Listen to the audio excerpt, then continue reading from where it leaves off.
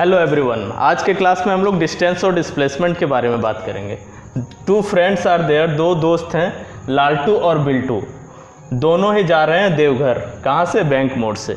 दोनों का पर्पज़ अलग अलग है। बिल्टू जा रहा है बाबा धाम में जल चढ़ाने के लिए। लालटू जा रहा है, लालटू उसका एक अच्छा दोस्त है, वो हेलीकॉप्टर से जा रहा है। हेलीकॉप्टर से क्यों जा रहा है? क्योंकि उसके पापा का नाम है कालू अंबानी, ठीक है, बहुत अमीर है।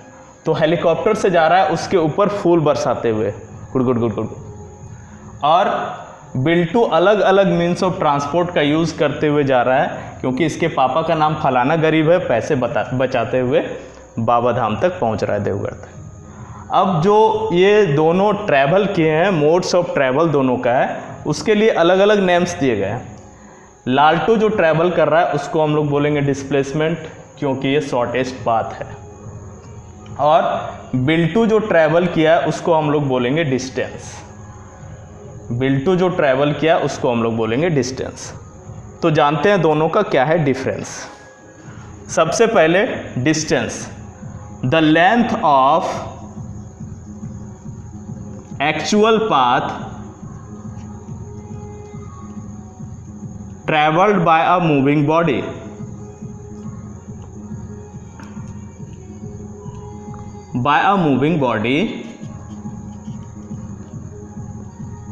irrespective of direction. किस डायरेक्शन में जा रहा है बिल्टू, ये पता नहीं है, क्योंकि उसका डायरेक्शन हर बार चेंज होते जा रहा है। बैंक मोड़ से बस स्टैंड गया ऑटो से, फिर गिरिडीह गया बस से, फिर मधुपुर गया बाय ट्रेन, फिर बाय ट्रेन बाबा धाम पहुंच गया जल चढ़ाने। तो वो हो गया उसका डिस्टेंस, ठीक है, क्योंकि डायरेक्शन चेंज होते जा रहा है। और डिस्प्लेसमेंट क्या है? डिस्प्लेसमेंट जो है वो शॉर्टेस्ट पाथ है जो लालटू ट्रैवल किया है। It is the shortest path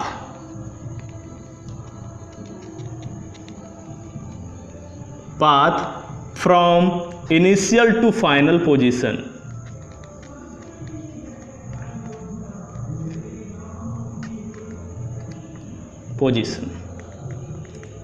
अब दूसरा पॉइंट ऑफ डिफरेंस, डिस्टेंस जो है वो स्केलर क्वांटिटी है। स्केलर क्वांटिटी क्या होता है और जानेंगे। और डिस्प्लेसमेंट क्या है? वेक्टर क्वांटिटी है।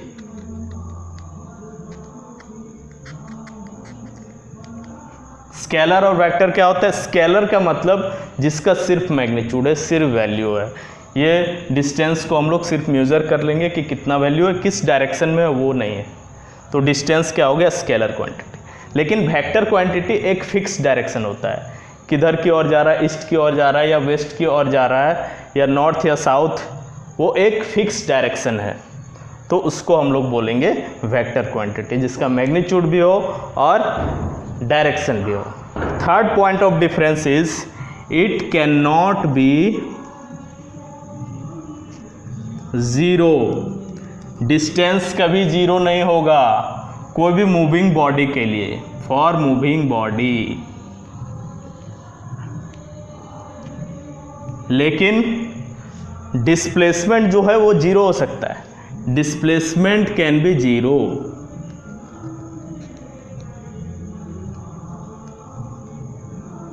कैसे जीरो हो जाएगा? डिस्प्लेसमेंट किसके लिए? लालटू के लिए। देवघर पहुंच के फिर वो वापस आ गया, वहीं पहुंच गया इनिशियल पोजीशन पर, तो क्या हो जाएगा? डिस्प्लेसमेंट जीरो हो जाएगा। If a body returns to initial position. Next difference, it is always greater than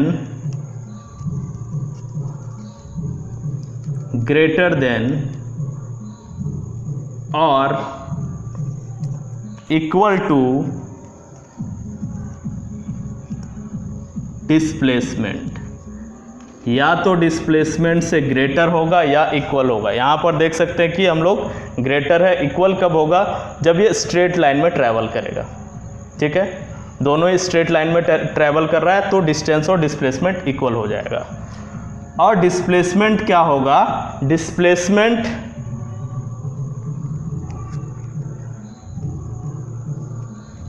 will be equal to distance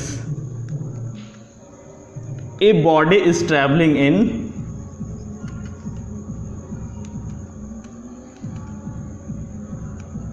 in straight line.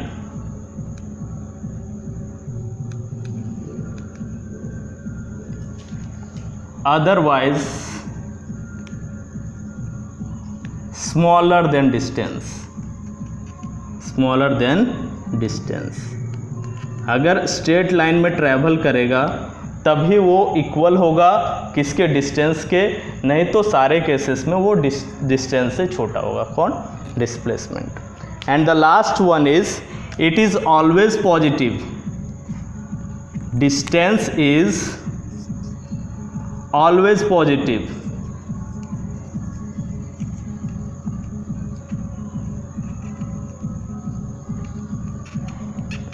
और डिस्प्लेसमेंट क्या होता है, displacement can be, it can be positive, negative और zero.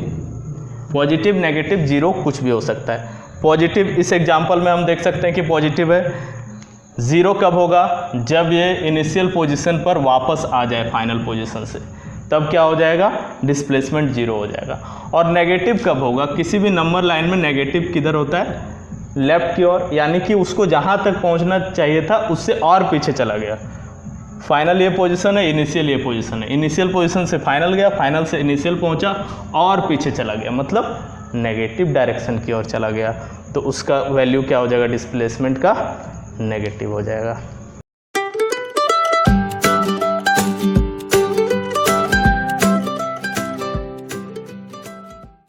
अब इसके basis पर हम लोग दो क्वेश्चंस कर लेते हैं।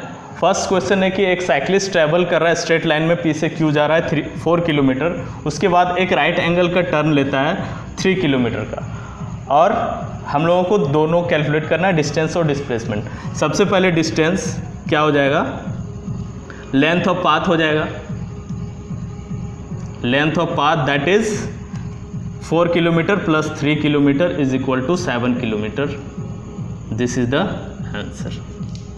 उसके बाद हम लोग डिस्प्लेसमेंट निकालेंगे। डिस्प्लेसमेंट क्या है, इनिशियल पोजीशन से फाइनल पोजीशन के लेंथ को, डिस्टेंस को हम लोग क्या बोलते हैं, डिस्प्लेसमेंट। तो वो वैल्यू क्या हो जाएगा, displacement will be equal to root under P Q square plus Q R square, that is root under 4 square plus 3 square, that is root under 16 plus 9 root under 25 is equal to 5 kilometre. Answer, second answer हो गया। दूसरे question में बोला जा रहा है लालटू जो है एक सर्कुलर ट्रैक के 3 राउंड लेता है, तो उसका डिस्टेंस और डिस्प्लेसमेंट कैलकुलेट करना है। सर्कुलर ट्रैक का लेंथ दिया हुआ 88 मीटर, तो यहाँ से 3 राउंड ले रहा है, तो हम लोग डिस्टेंस पहले कैलकुलेट करते हैं। डिस्टेंस क्या हो जाएगा, length of path travelled is equal to 3 round ले रहा है, 3 into 88 metre, it will be equal to 3 8 24, 3 8 24 to 26, 264 metre. ये फर्स्ट आंसर हो गया। दूसरा पूछा जा रहा है कि डिस्प्लेसमेंट क्या होगा। डिस्प्लेसमेंट हो जाएगा इसका 0। क्यों 0 होगा, क्योंकि इनिशियल पोजीशन पर 3 राउंड ले रहा है, 1 राउंड 2 राउंड, इनिशियल पोजीशन से 3 राउंड में वो फिर से इनिशियल पोजीशन में ही पहुंच गया, इसलिए डिस्प्लेसमेंट क्या होगा, 0 मीटर और 0। This is your answer, that's all.